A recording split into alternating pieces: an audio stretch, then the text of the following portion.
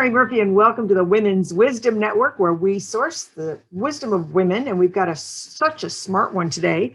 As senior editor for Realty Times Women in Business, Women in Real Estate in the Men's Room with Murph, we want to bring resources to you. And Kristina Wise brings an interesting perspective for women in money.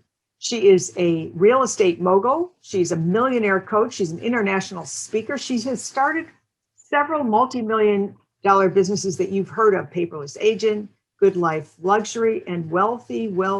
And welcome the amazing, incomparable Kristina Wise. Oh, thank you, Terry. It's such a pleasure to be here. Pleasure's all ours. One of the things that your bestseller, Falling for Money, is a romance novel for your bank account. Never thought of it quite that way. You've been named 100 of the most influential real estate leaders in the country and featured on USA Today, and a couple of things you might have heard of, like Evernote, Apple, and contextually because of your real estate technology. So you really don't generally find that many leaders and women in leadership that have technology and finance in the same vertical. So tell us, what happened the day you almost died? Because you were there struggling as your body was shutting down, and you went, wait a minute, I did it all wrong. Maybe I got it wrong. Thinking, maybe you hope in that moment, especially after having children and building multi-million-dollar companies, well, I did the best I could. And yet you had a complete aha moment. I want you to share that with our listeners and our viewers today, because it is such a pivotal story. Well, what you're alluding to or referencing is, when I spent my entire career in the chase, what I call the chase of being more important, the chase of more accolades, the chase of the bigger identity, the chase of more fame. And no matter where I got financially or business-wise, it was never enough. I'd just say I got stuck in that not enough hamster wheel. And just going, trying to always hit that next level, whatever that next level was. In other words, never being satisfied for where I was. And I was never even really present. I was always out in the future creating the next thing. And great, that type of personality and drive did create a lot of success. But on my deathbed, what I realized was, oh my God, I'm dying. I haven't even lived yet. I missed the meaning of working and making money and having money. It's really to experience life and be present and create real memories and experiences. And I was just so full of remorse that, oh my gosh, why is it that I missed my entire life in that achievement game? So that was a big awareness for me that came out of that, just from more of a spiritual life context. We hear those stories that on your deathbed, you'll never care about that extra sale, we're like, yeah. But whatever. that was really the truth for me. And I just wanted another chance to do what I call a do-over. If I can do a do-over, I'll do it radically different. So that was one big piece, is to remember, from my point of view and from my own experiences, to remember that life is about experience. It's not about accomplishment. And that not that accomplishment's bad, like as long as things are in the right order. At the same time, what happened to me is the only reason why I'm here today is because I'd studied money. I was really smart with it, and I'd accumulated net worth. I had some liquidity, and I was able to use that money. One, I had some passive income from assets that paid my bills while my business was disintegrating, since I was no longer a part of it and business partners were not acting appropriately. So, but I was still able to pay my bills, thank goodness, but also I was able to save my life. And part of that was I had the cash and I had the reserves to buy untraditional medicine and doctors and things that eventually diagnosed me and saved me. So it's this really interesting paradox that I realized was, on one hand, money is more having money, not making money, but having money is more important than anything. In my case, it saved my life. But life is not about the chase of money. Like, the chase is, one, that what nearly killed me, and two, there's no real meaning or joy. We always think it's at that next rung of the ladder. So that was that, is money matters more than anything, but it's not about the money. It's about life. And so that's really what came out of that, 2-year recovery. Yeah. Well, you mentioned that money matters more than anything, but it's not about the money. Number two is, you must sacrifice your health to succeed, but you can't sacrifice your health for success. And we're so driven for that, especially women in money. There's a whole bizarre connection or not allowing of money or not visualizing it. And then the third thing you said is, I live my life at the intersection of these paradoxes. And so here's what I'd like to point out. You created this, as we all do. I mean, earlier in our lives, it's all about the accomplishment. We want to prove and we want to figure out who we are and all those things. And you have maybe the energy to sacrifice health. But at some point, there's payback, which you realize. And women especially will labor under stress and just go, too bad, suck it up, make it happen. Not good. And so we don't give ourselves permission to be in that moment. And so those of you that are parents, you've got these babies or grandbabies now, and you know that it's a flash of time as things change every day. And so for somebody who's watching this or hearing this, you talk about how do you 10x that? I mean, there's zillions of books on finance. And if you're in real estate, you know that leverage is a big, important part of that. But going forward, aside from getting the book, which I think everybody should get, what's your top takeaways from building wealth, besides the fact that you have the freedom and the resources to take care of things?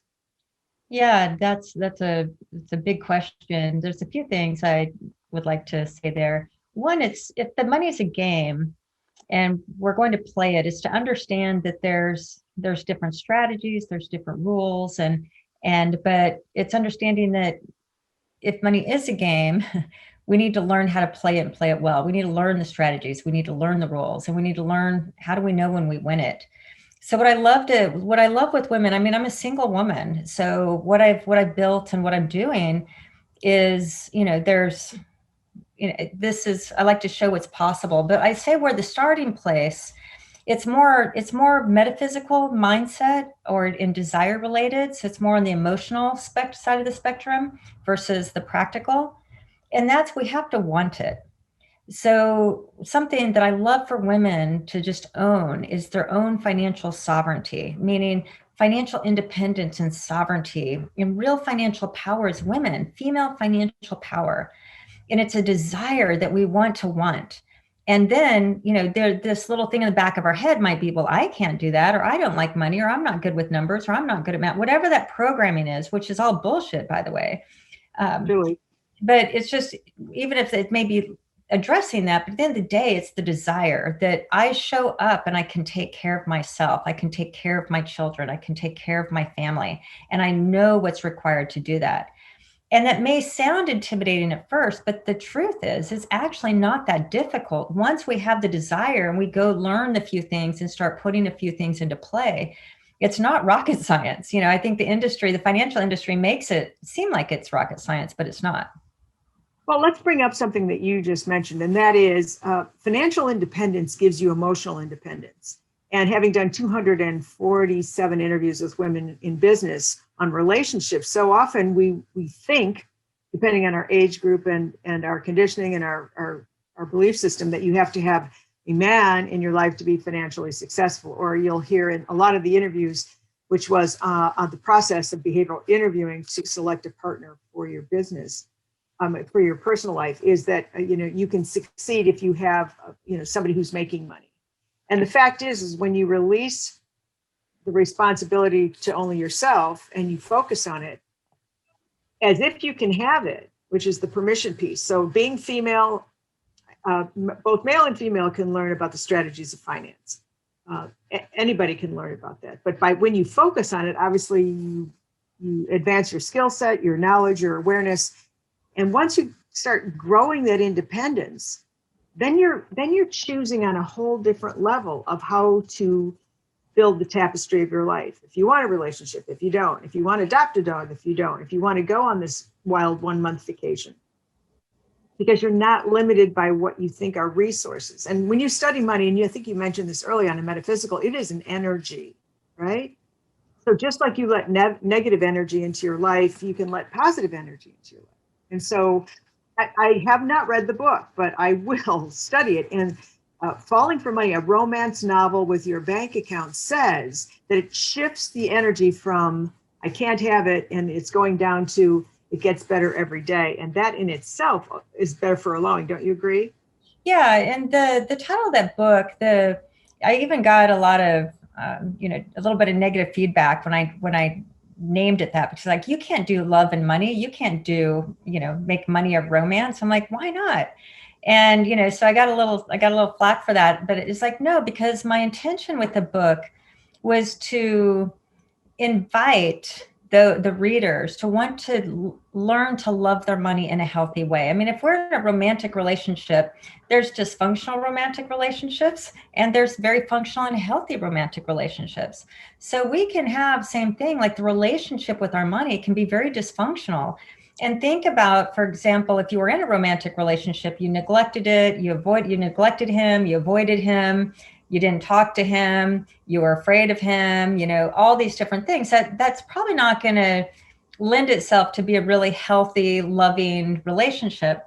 And because love is an action. So something I like to say is money's not something you have, but money's something you do. So when you really love something, you want to spend time, you want to get better, you want to do the work, even when you don't want to do the work.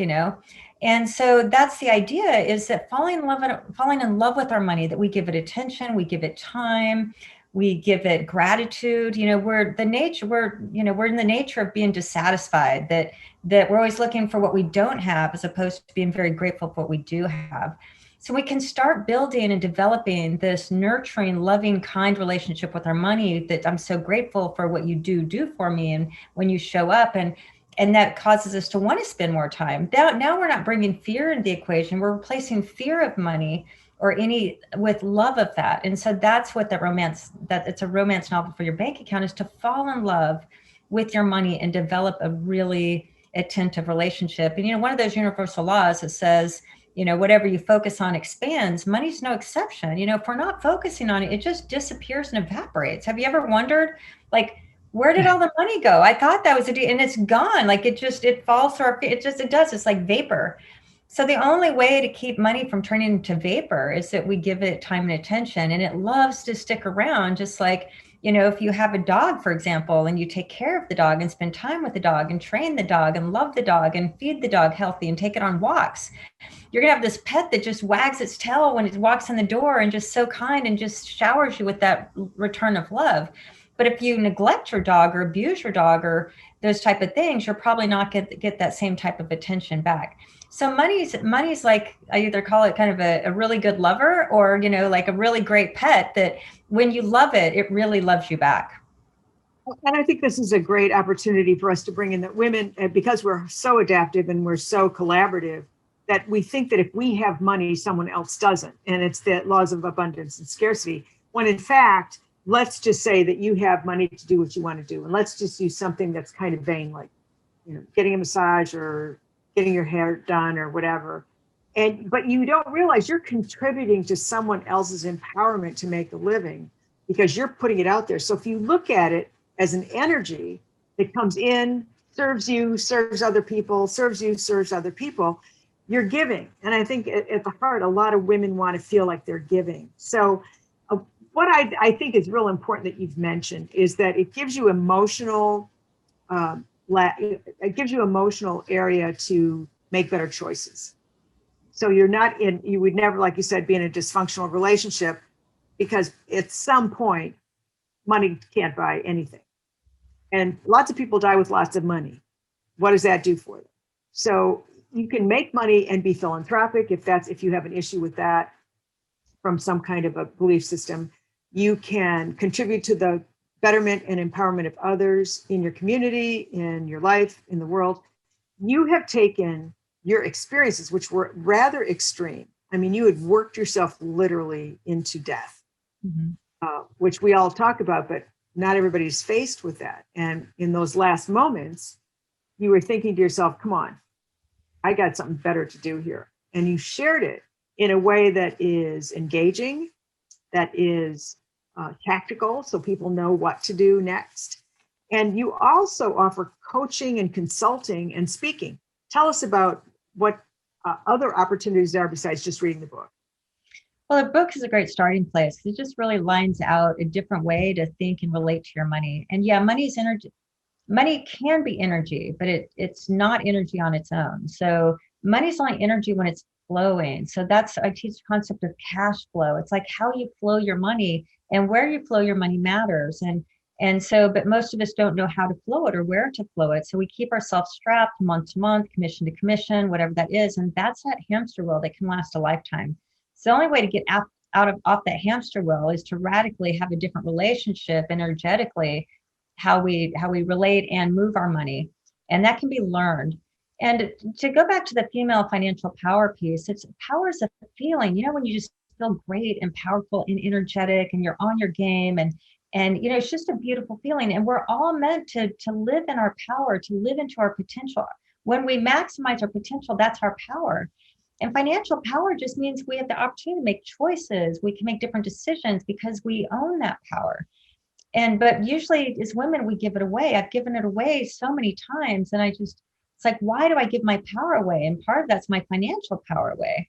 And that's been a big part of my learning. And I think so much of that comes from, the Cinderella stories or the Harlequin romance novels, all these things. And even though we're strong, independent women, we're successful, we work our, butts off and everything, we still in the back of our mind carry this historical narrative that you're not good with numbers, you're not good with money, or the man's going to come save you, deep in our psyche.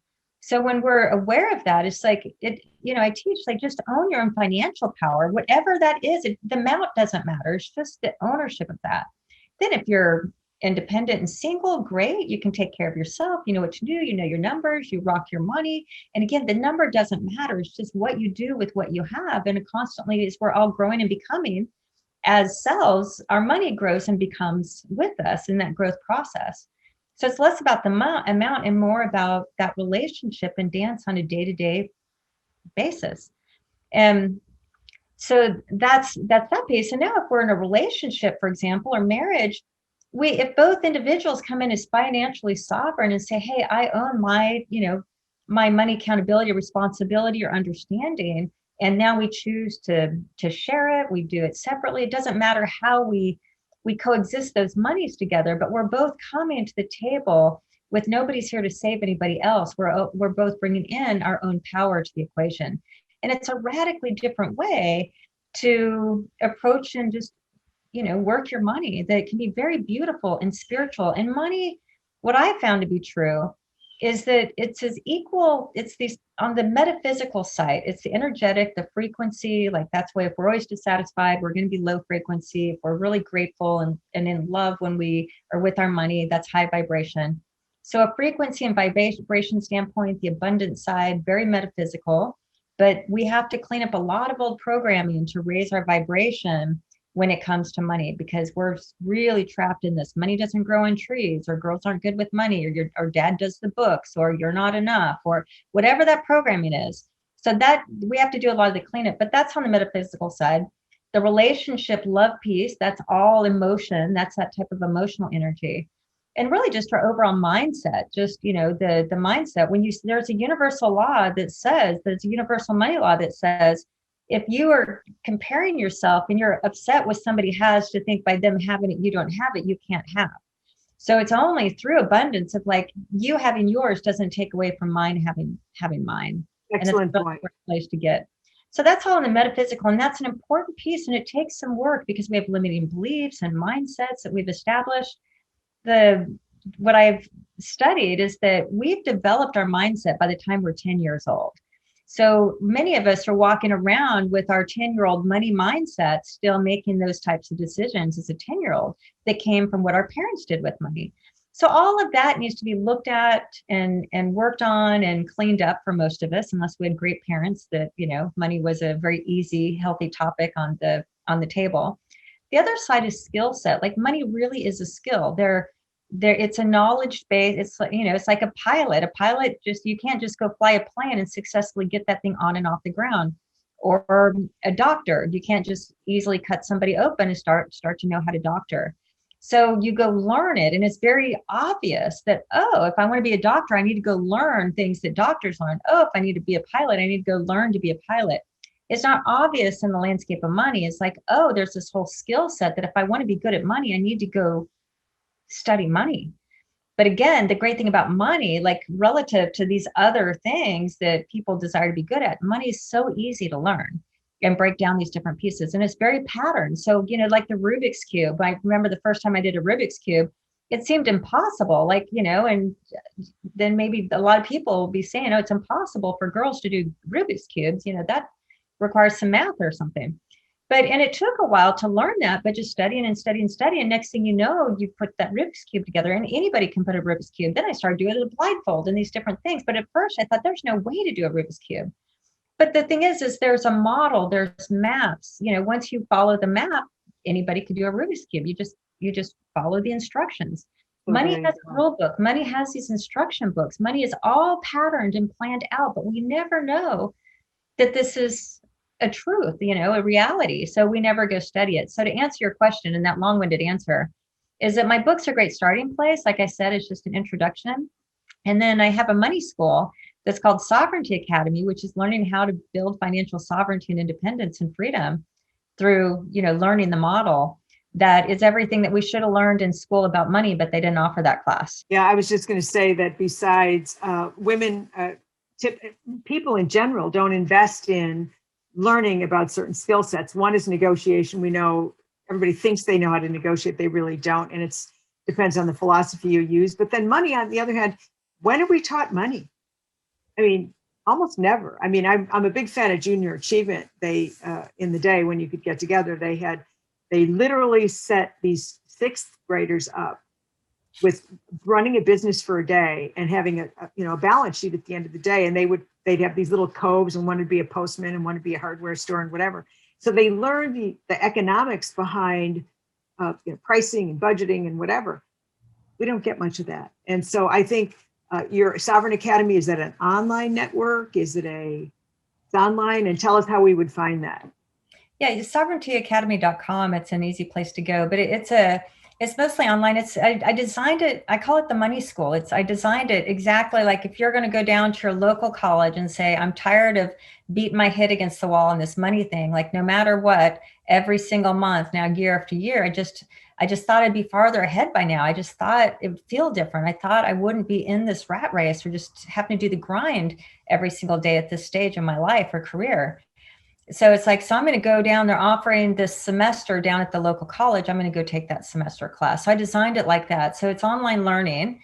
And it says, I'm the lecturer, I'm the professor. And then there's homework. So you do your homework and week after week. And at the end, it's kind of there's a quiz and a test, but nothing to be scared of.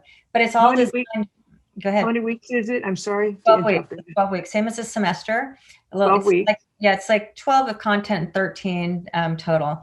But that way, by the end of it, you just learn the life skill of money and like I said, the complete structure and system, the universal laws and principles that you have to follow. It's like gravity. We've heard of gravity. There's a reason why we don't let our 2-year-olds on the top of a 20-story building walking around without some type of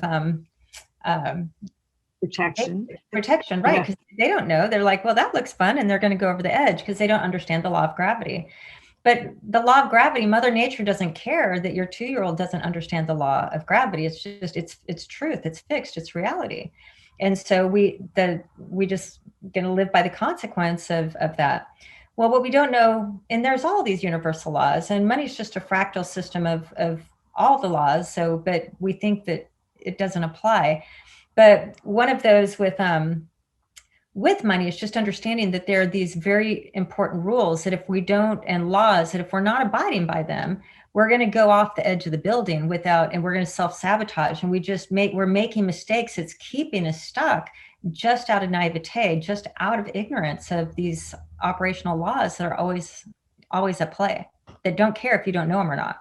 Exactly. So it's a law of consequence. I mean, when you look at a SWOT analysis, you know what your strengths are, you have your perceived weaknesses, but the opportunities are where it's at, because you take those weaknesses and you go, what's possible? And so sovereigntyacademy.com, wealthy, spell wealthy for us, will you? Yeah, wealthy is like money wealth, WEALTH, and it's wealthy, WELLTHY.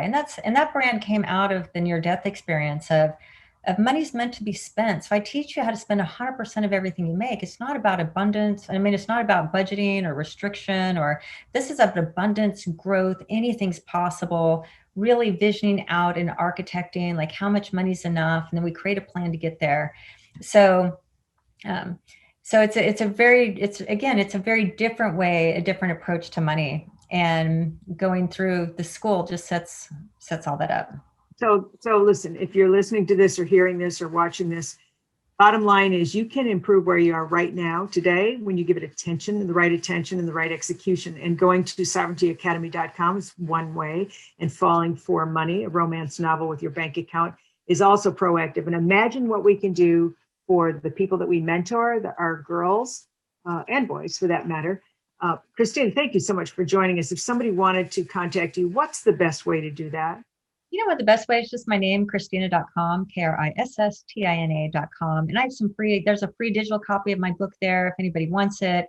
Also, I have a webinar where I teach these 5 truths of money, and then I have a downloadable. So if anybody just wants some free stuff to get started, that's a great place to go. My podcast is Wealthy, and then Sovereignty Academy is the money school.